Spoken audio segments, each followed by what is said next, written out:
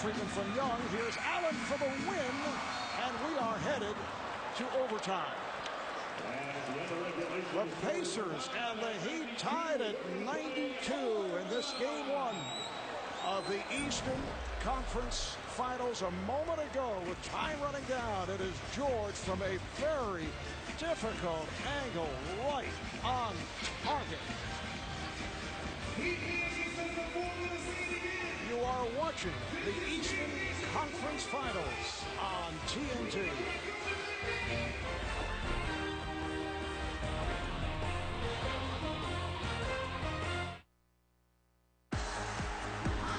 On May 24th, it's a clean slate. 0 wins. Yes, y'all. 1690 AM to 1. We're back again. We've been doing interviews all day. I got a gentleman that I just met, and so far, so good. Thanks. You know what I mean? So he didn't bring his theme music in. I need theme music. You know, most superheroes, that come in here, they bring their theme music.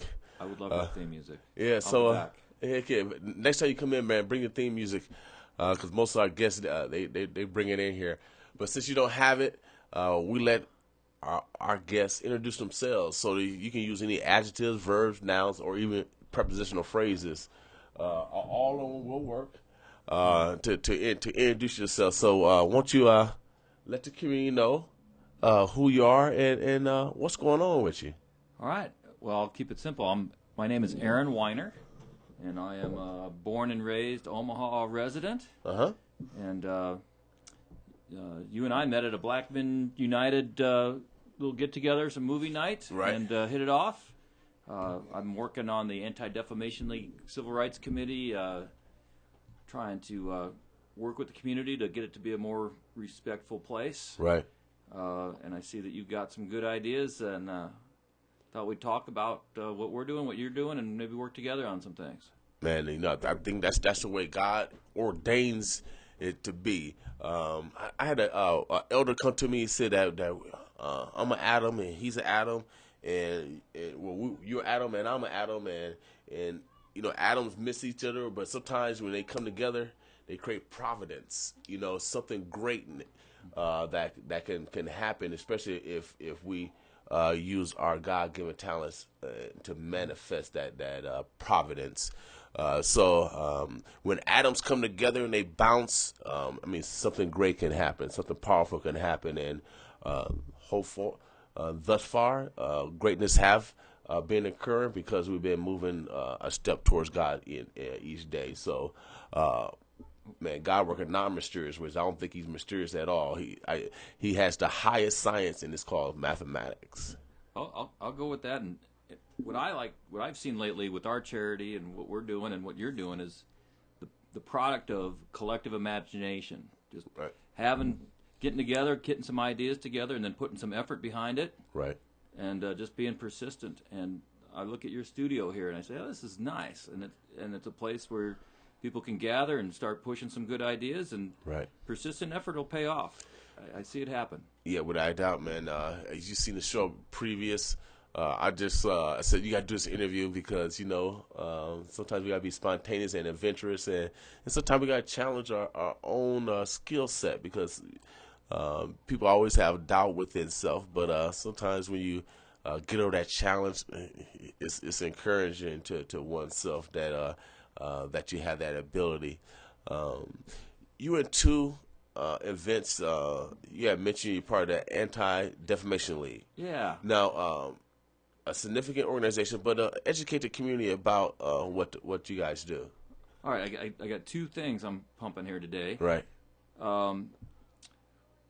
First of all, though, the Anti-Defamation League, and I like to talk about that because it's a funny name, right? Right.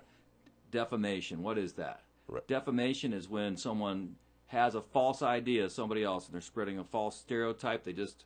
They're defaming the other person. They're making unfair assumptions, or they're spreading unfair rumors. Right. Whatever it is. So, turn of the century, this broader Jewish organization called B'nai B'rith spun off this group called the Anti-Defamation League, and the mission of the Anti-Defamation League is to was to halt anti-Semitism, but also to bring justice and truth for all citizens, Right. and to promote respect from that degree. Because if you defame somebody, you're trying to make them a second-class citizen. You're trying to pretend that there's something that they're not. Right. So we fight against that. We want to get rid of the myths and kind of teach kids how to respect each other. Teach law enforcement how to respect people as well.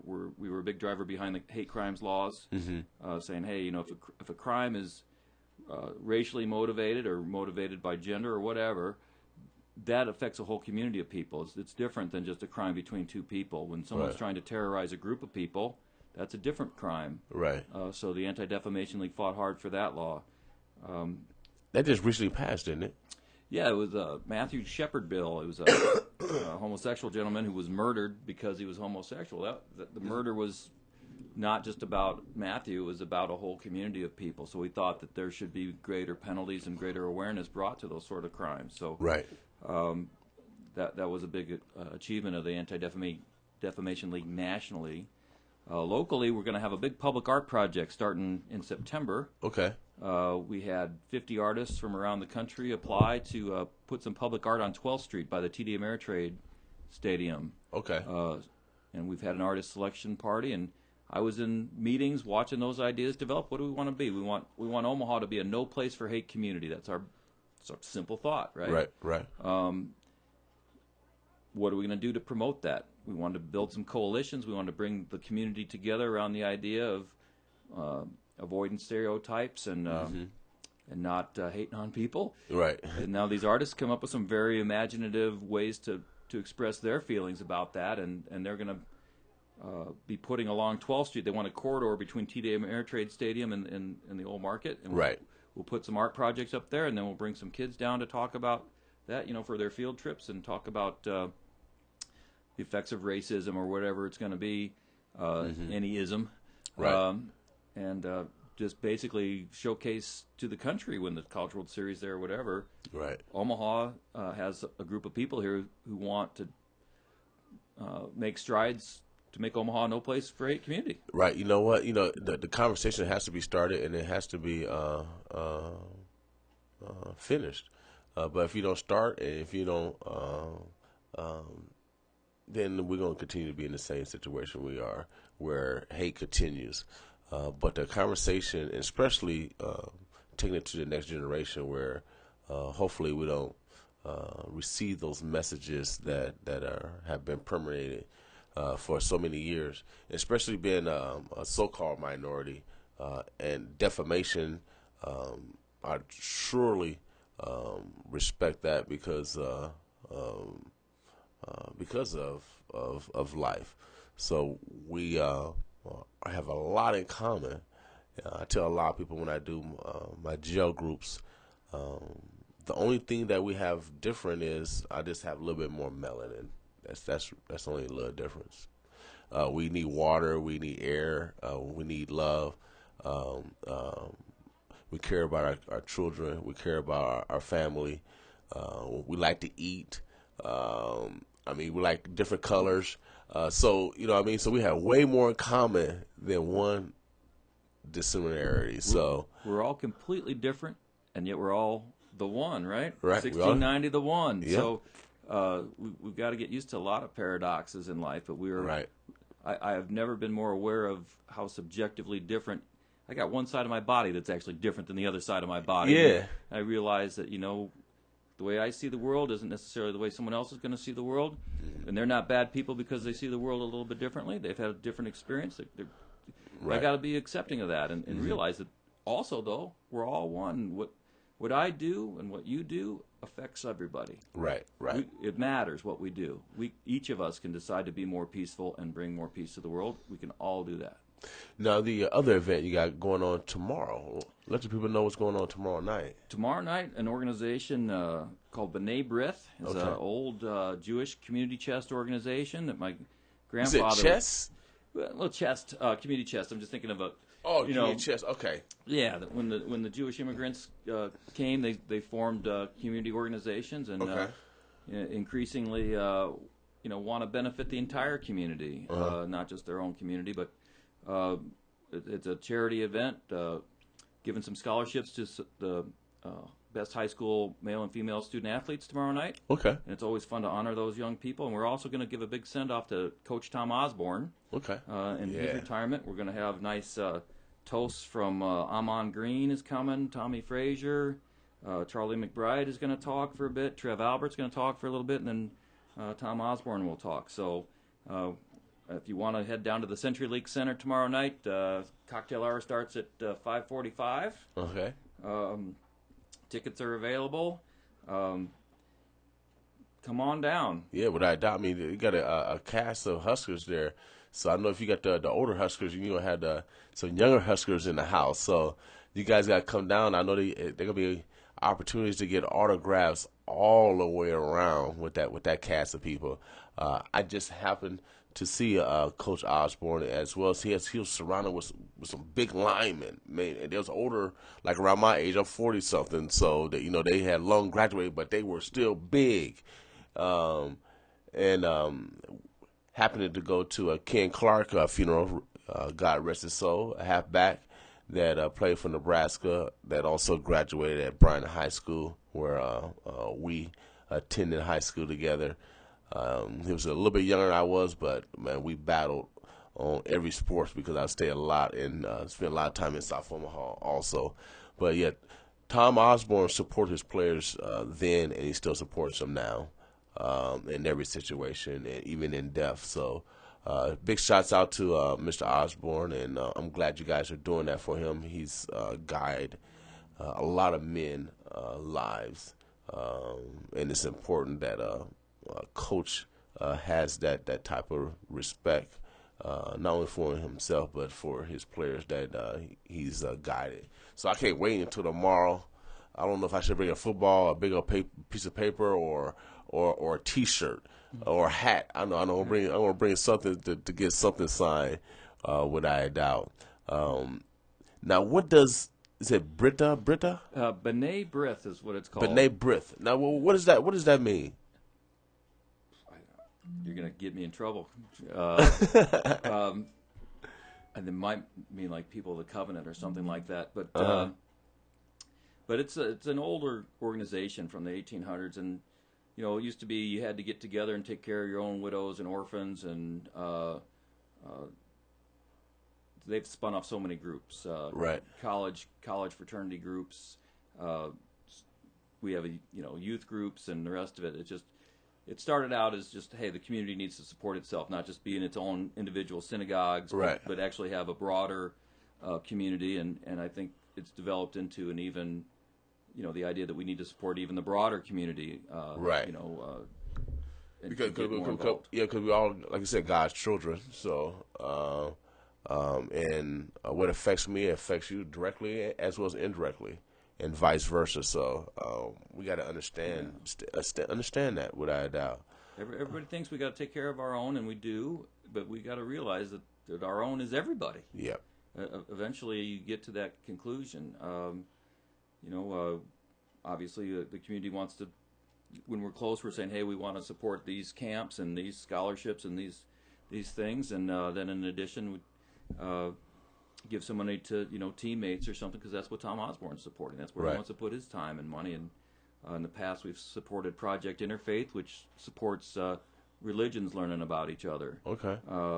We've supported the opera. We've supported a variety of different partners in the community through this banquet. You go down there, have a free cocktail hour and a steak dinner, and get to see people send off Coach Osborne and hear some final words from him. Give him one more standing ovation. If you're someone our age, oh yeah, we had a lot of fun watching Coach's teams play. Oh man, without a doubt, man, I miss Coach. I just miss his demeanor. You tell he just really cares about his players, and I had coaches like that, and coaches that gave me good advice that made me the man I am today. And I really appreciate my coach. Shout out to Coach Trader, Coach McGill, Coach Beckman, and Coach McMahon. Those are my high school, college, and track basketball and track coaches. So on both levels. So all four of those men played a significant role in making me who I am. So shouts out to all those men that have been putting in work, known and unknown. But shouts out again to what you guys are doing, recognizing just the little people sometimes, even the big people appreciate acknowledgement, appreciation for what kind of work he's been doing. Ray in the Royal Herald, I know he's going to be involved with teammates, so he's still working with young people. So it's not over for him yet. He's just moving in a different arena of battle now. I think Tom has decided that mentoring is about one of the best things that you can do. So if Right. you're out there and you've got some time that you can spare to mentor somebody, I think here I am. I'm not mentoring anybody, but I should be. Right. I think he really thinks that that's an effective way to help the community. So Well, he's going to push. Well, I think we all mentor, in some ways, directly or indirectly, regardless. Sometimes we mentor people that's on our own age or even older. Right. We're going to mentor each other. Yeah, without a doubt. We're going to do that. So mentoring goes on. It goes on every day, but it's needed from the adult standpoint to guiding a young man or a young woman in the right direction. That's what's necessary. We look at the high incarceration rate, and grandmothers and grandfathers are taking care of these young folks. It's tough on them, and we as a community collectively need to change the paradigm. So what you're doing, what Tom Osborne is doing with teammates been around for a while now. Now he's going to put his full effort in it, so I know it's going to double or even Frank Flipple when he has the time to put his whole 100% effort behind it. So I'm glad he's transitioning into that area. Hopefully we can decrease some of the mental illness, some of the chemical dependency, and as well as the incarceration rate of some of our young people by early intervention, because that is really necessary. Intervention and prevention versus incarceration. Being a former probation officer, I know firsthand that incarceration does not rehabilitate. Intervention and prevention does. And I know it's getting late. You got an early morning. I got an early morning. Before we get out of here, I want you to tell again the people again about your event tomorrow. How can they get a ticket? I know it's not too late. And any other important information that you want to discuss before we get out of here. All right, well, keep it simple. My name is Aaron. Right. Call me if you want a ticket, 402-290-0406. That's 290-0406. Right. And I'll find a way to get you a ticket if you're interested. Tomorrow night, Century League Center, starting about 5:45. Okay. You got a phone number? Or you give that out or email? I just gave my phone number. Hey, we like to repeat it. Oh, yes, another phone number. This is actually my personal Because number, because I'm a ticket salesman. Because sometimes you gotta get 7 impressions before a person mentally can remember it. You know what I mean? I know that we have an internet presence too. If you're looking up the Omaha Sports Banquet, you can find us on the internet. Okay. I know there's a website. But again, if you want to call me, I'll help you get a ticket. My phone number is 402-290-0406. All right. You heard from my man Aaron. I'll give you personal service. How's that? Personal serve, curbside, red carpet, whatever else you need. You need a Dr. Pepper? We got that also. All right. But it's tomorrow. I mean, it's going to be a great event. So show some goodwill tomorrow, and that's what this is for. You could meet William King Jr. Yep, myself personally and thanks for everybody that's donated. Thank everybody that's participated in Omaha Gives. It's been a wonderful day. We've been blessed. I think we're up to like $415. That's a blessing. Right now, that will go towards our new project that we're going to build in the next few weeks. So, okay, stay tuned. Continue to support. Aaron, I appreciate you coming through for sure. My pleasure. Tomorrow we're gonna do this again. I'll probably have a nice suit on. I'm gonna get trimmed up and shaved up, so we can look smooth tomorrow while we walking around all the sports legends. Also, yes, I know Tommy Frazier, the newly inducted Hall of Famer. So it's gonna be a good day tomorrow night. Bring your Anything else that you want to say? Any shots out? Any? No, but peace to everybody, and we'll see you soon. All right. We're going to have Aaron back again, man, because that's how we do it. He does some other stuff as far as on the professional side. We're going to keep the focus on the two events, the Anti-Defamation League as well as the event tomorrow night. But we're going to bring him back and let him dialogue what he actually do from, 7 to 7? I don't know the hours of your profession, but I know it could be long. 1690 AM to 1, man, we really appreciate everyone that have donated to whatever organization that you know they donated to, because it's necessary. We need to get back to that spirit, the old spirit of neighborly love, and that's giving. If thou shalt give, thou shalt receive. I think that's a quote from the major man, God himself. 1690 AM the 1. You guys love yourself because we love you. Let's get back to this game, man. I don't know what's going on. I love this commercial. It's not complicated. Bigger is better. And AT&T has the nation's largest 4G network.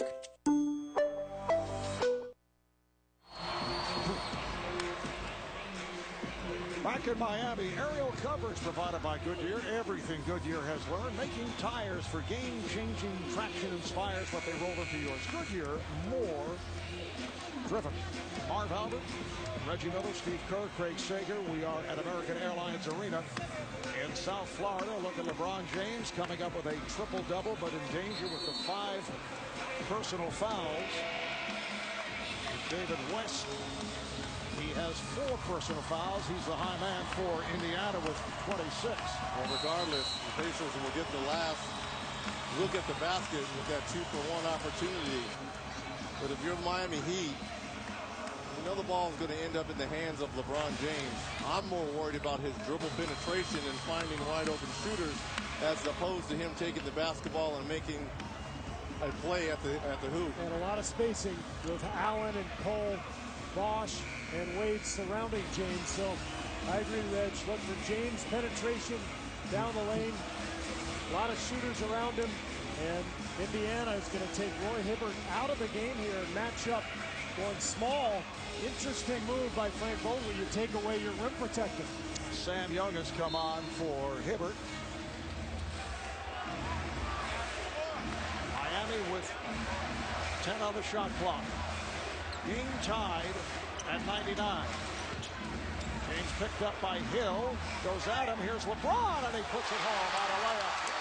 I don't understand why Vogel took Hibbert out. LeBron's eyes lit up. When Roy Hibbert went to the bench, there's nobody to protect the rim. And the switch with George Hill on LeBron James, there's no way strength-wise that Hill was going to be able to stay with LeBron. Just one dribble and he's by him. David West swipes at the basketball. He can't rotate over because he's guarding Chris Bosh in the corner.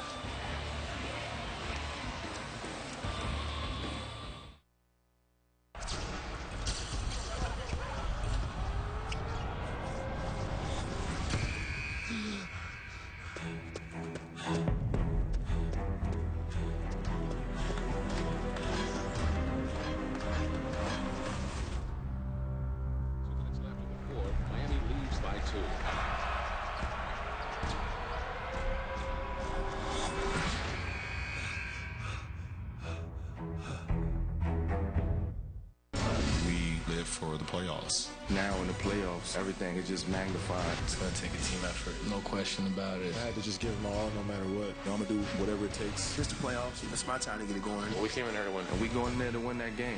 We love this moment. We made big plays. That was big for us. It's been big for us. It's bigger than that. And it starts now. Right now. Players and coaches after every game. Watch playoff press conferences on NBA TV and NBA.com. No, I'm concentrating on this right now.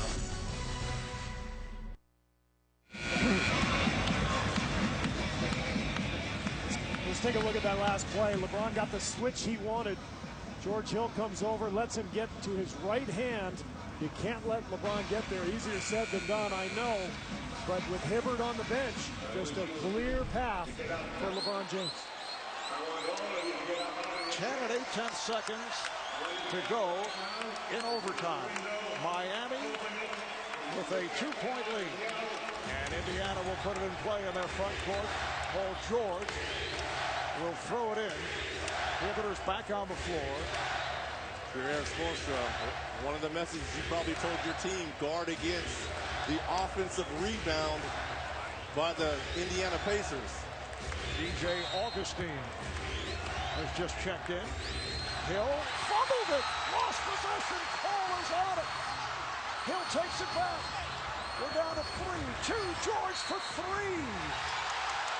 And he was fouled. He'll have 3 shots. Fouled in 3-point territory with 2 and 2/10 seconds to go. The foul, let's see, on Dwayne Wade, that is his 6th. What a bizarre sequence. Bad pass from Paul George. Tough to handle, but George Hill makes a nice play. And then let's see here as he goes up for the 3. Tough to tell. Paul George called for it immediately. How about the recovery by George Hill? I didn't think there was zero way he was going to be able to get that possession back. And here's the shot by Paul George. Now, we saw this in the first half when Chris Bosh was fouled on his shot on the wrist. He's 7 of 8 at the line. He missed one in the 4th quarter. He can give the Pacers the lead. They are now within 1.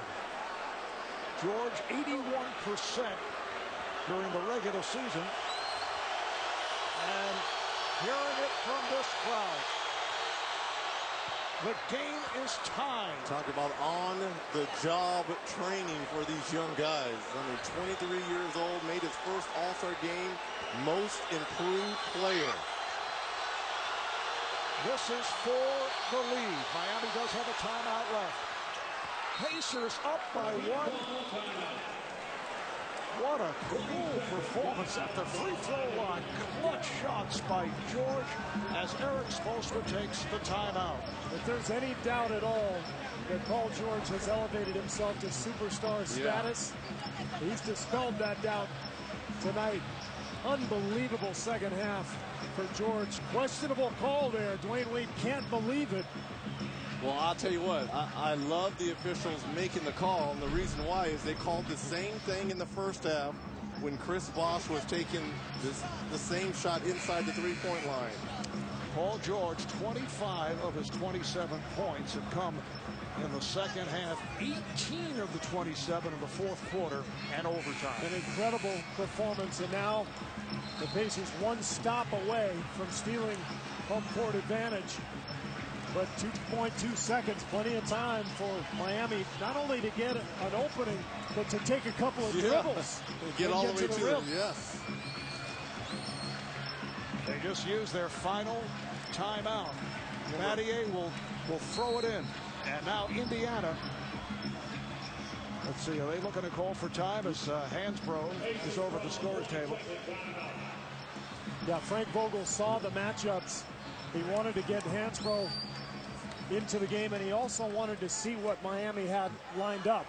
And so much scouting that goes into these playoff series. You better believe the Pacers had seen every play in this situation that Miami has run over the course of the season.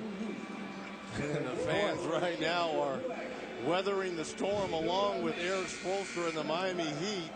Can't believe the last few seconds what has transpired. Looked like a certain turnover by George Hill. Recovers the basketball, gets it to Paul George, who gets fouled by Dwayne Wade and calmly makes all 3 free throws to give the Pacers a 1-point lead. Both teams are out of timeouts. Both teams over the foul limit. 2 and 2/10 seconds remaining. Miami will throw it in. They're down by 1.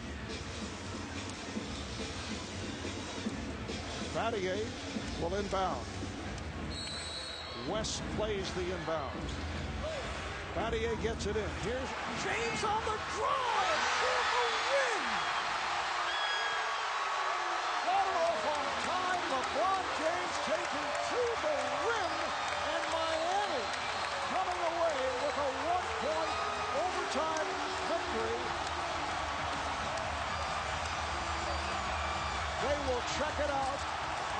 play.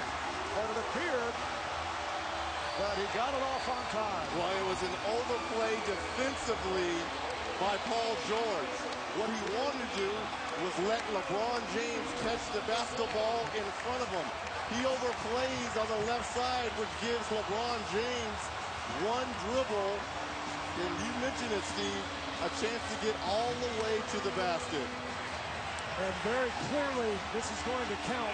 Beautiful move from James. Great play drawn up by Eric Spoelstra. And now the official word after the video replay is checked out. Miami taking game one.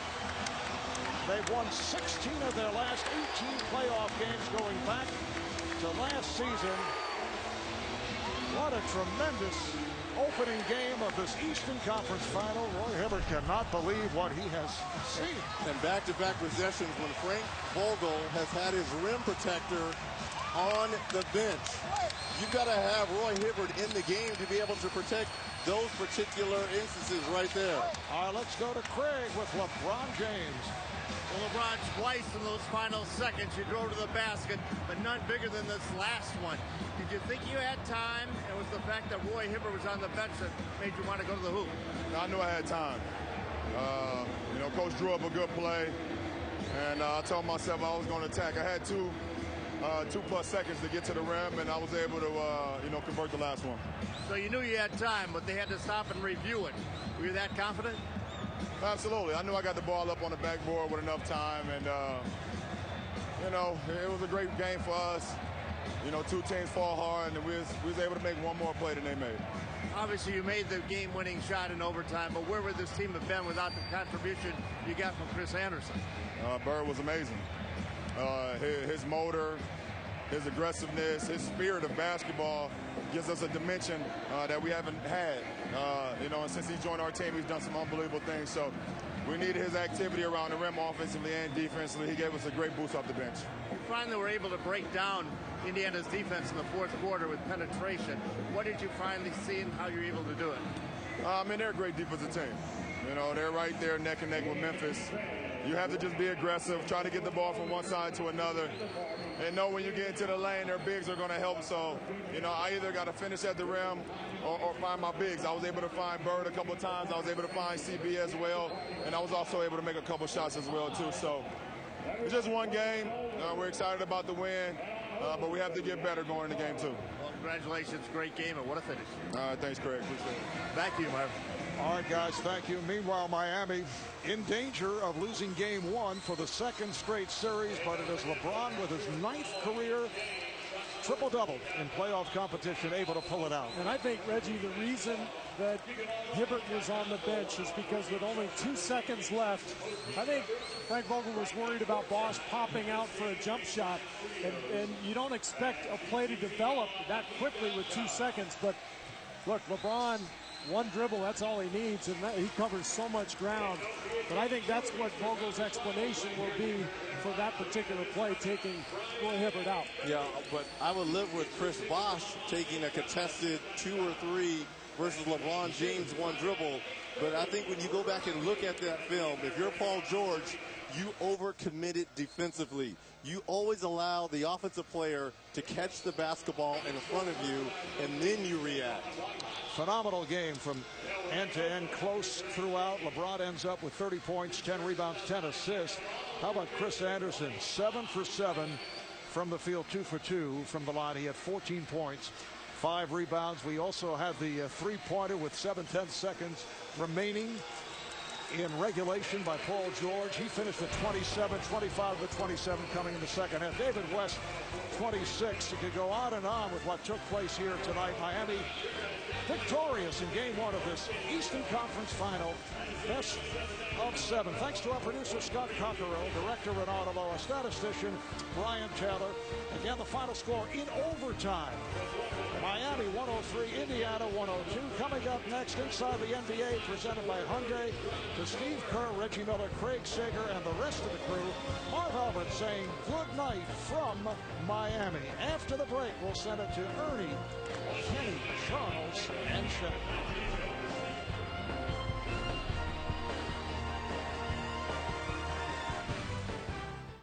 On May 6, 1985, identical twins were separated at birth. Despite their different upbringings, they were both born to assist. Chris Paul was destined for a life of basketball. Cliff Paul was destined for a life of helping others, and that led him to become a State Farm agent.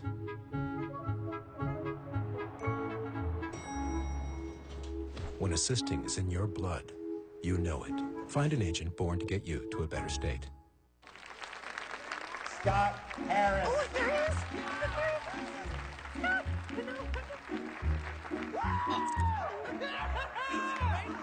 I think Chris Paul ruined the picture. So glad he's wearing pants. No, look, it's fine. Look at this. Look, there. Olga. Look at that. Nice save. Whoa, that's cool. Did you hear that? I'm cool. Buy a GS4, get a Samsung Galaxy Tab 2 for $199, exclusively at AT&T. So many great shakes at Sonic, huh? I know. How is someone supposed to decide? 25 different shakes. I didn't wait to try them all. No, it's I can't wait to try them all. No, I didn't wait to try them all. What do you mean you didn't wait? You got them all? Hmm? Yeah. Am I going to sit here while you drink all 25 of them? No, you can walk around if you want. Real ice cream shakes like strawberry cheesecake and peanut butter fudge. Half price after 8 p.m. This is how you Sonic.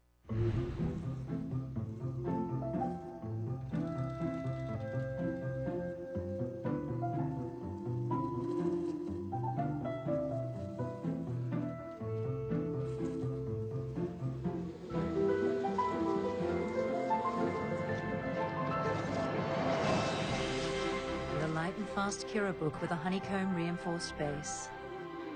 Inspired engineering. Only from Toshiba.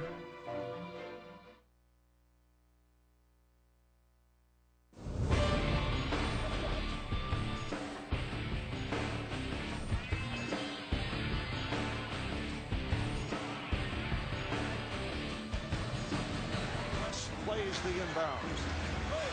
Atty gets it in. Here's James on the drive for the win. Ball off on time. LeBron James taking to the rim, and Miami coming away with a 1-point overtime victory. In a game with a number of dramatic plays down the stretch, LeBron James caps a triple-double night. 30 points, 10 rebounds, 10 assists with the game winner at the horn. And game one of the Eastern Conference Finals goes to the Heat over the Pacers, 103-102. It's Inside the NBA presented by Hyundai, coming your way live from Miami and American Airlines Arena. Whew. Ernie Johnson, Shaquille O'Neal, Charles Barkley, Kenny the Jet Smith. How about that stuff, huh? What an opener to the Eastern Conference Finals, Chuckster. Let's look one more time at the game winner here for LeBron James. Ernie, this is just better offense. Paul George got stuck up a little bit behind him, and it's over at this point. But you can't get stuck. You have to say to yourself. You have to make him catch it going away from the basket. Not only that, you have to say to yourself, my man's not going to score the winning bucket for us to lose. Here's my question. We're up 1. My man's not going to score. Here's my question. And Steve Kerr brought it up down the stretch, and we want to hear what Frank Vogel has to say about it. He had applauded his guy, Roy Hibbert, is the best rim protector in the NBA the other day. How is he not in the game? Well, he shouldn't have been in the game. That was good coaching, actually, because it's funny. I was sitting up here talking to DA, and I said, Hibbert shouldn't be in the game. He can't guard Bosh out on the floor. So he made the switch, because they were going to run that play, probably a pick and pop. I think Reggie said that. Listen, sometimes you have to get the other team credit. That was actually good coaching. Roy Hibbert could not guard Chris Bosh out on the floor. That would have gave LeBron James more room to roam. Listen, you just got to take your hat off.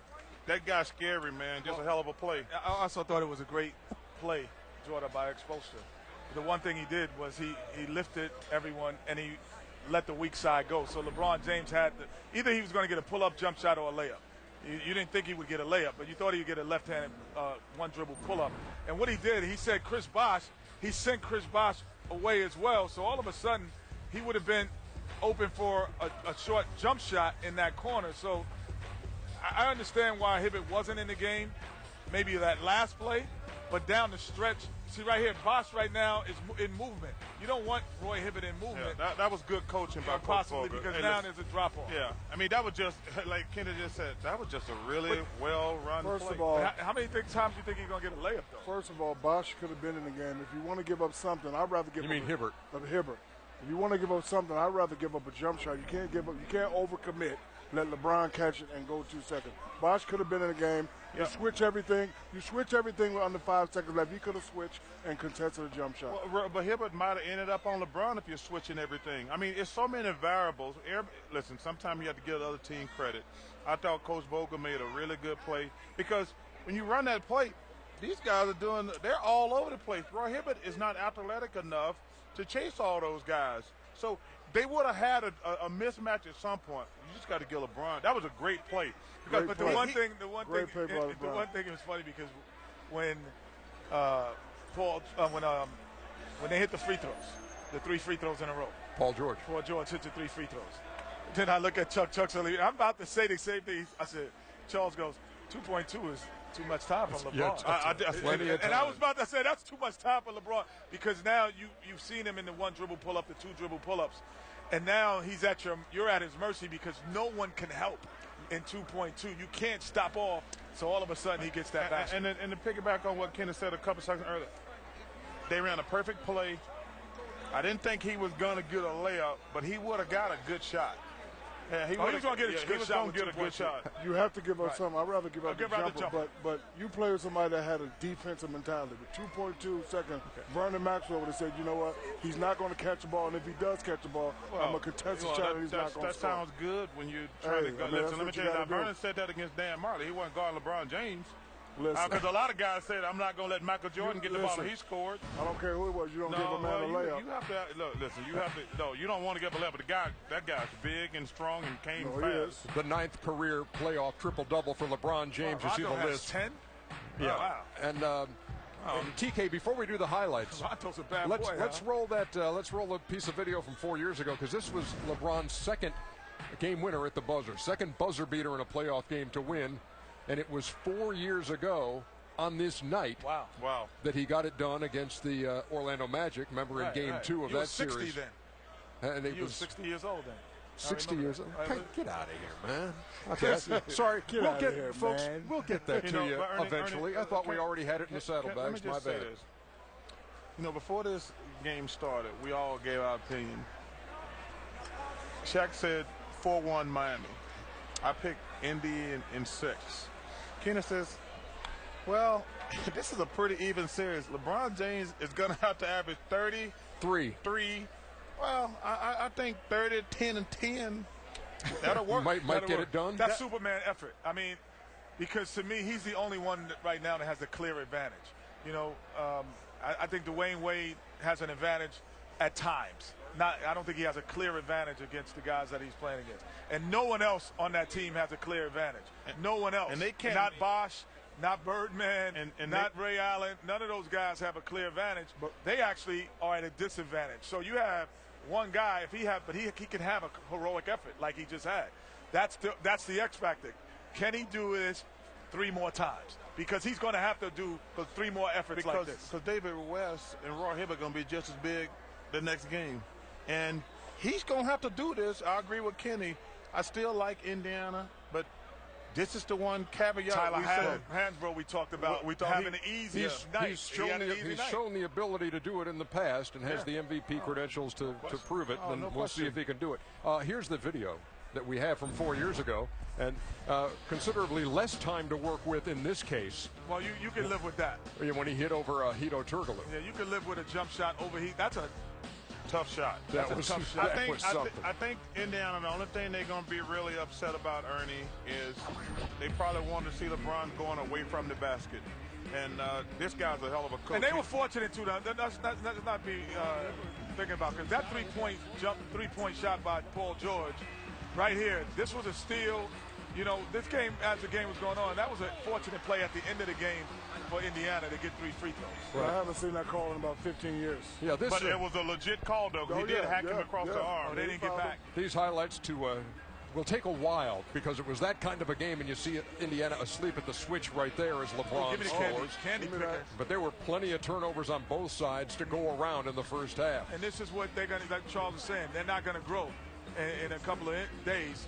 So on Friday, they're going to be just as little and give up that many offensive rebounds. The key is heroic efforts. And now if Dwayne Wade has one or two of those Dwayne Wade games that we're accustomed to seeing, it's possible different, but he has not shown that he can do that over a plethora of course of time over the playoffs this year.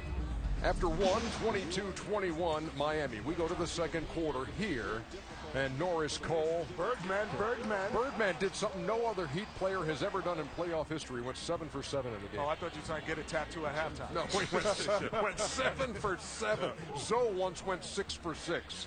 Okay.